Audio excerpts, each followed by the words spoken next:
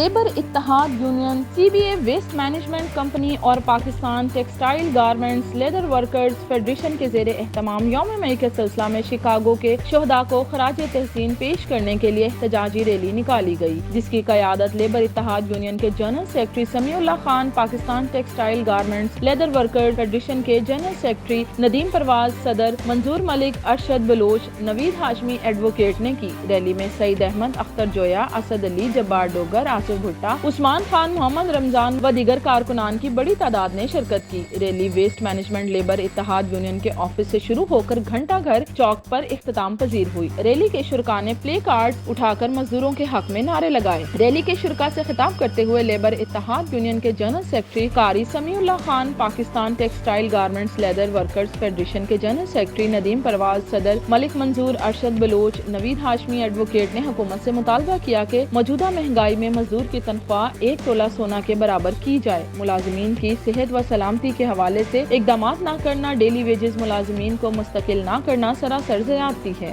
اور اس کے ساتھ ساتھ میں حکومت وقت سے مطالبہ کرتا ہوں کہ آج کے حالات میں جب مہنگائی نے اس قدر مزدور کو جکڑ دیا ہے کہ مزدور کے لیے اپنے گھر کا چولہا جلانا مشکل ہو گیا ہے، میں حکومت پاکستان اور حکومت پنجاب سے مطالبہ کرتا ہوں کہ کم از کم مزدور کی اجرت میں 35 سے 40% اضافہ کیا جائے۔ اس کے ساتھ ساتھ میں یہ مطالبہ کرتا ہوں کہ جو ہمارے غریب پینشنر ہیں ان کی پینشنوں میں کئی سالوں سے اضافہ نہیں ہوا، ان کی پینشنوں میں اضافہ کیا جائے۔ اور ہم حکومت اور ایوانوں میں بیٹھے منتخب نمائندوں سے اپیل کرتے ہیں کہ مزدوروں کے حقوق پورے کیے جائیں، نہیں تو احتجاجی تحریک چلانے پر مجبور ہوں گے۔ ریلی کے اختتام پر شکاگو کے شہداء کو خراج تحسین پیش کیا گیا۔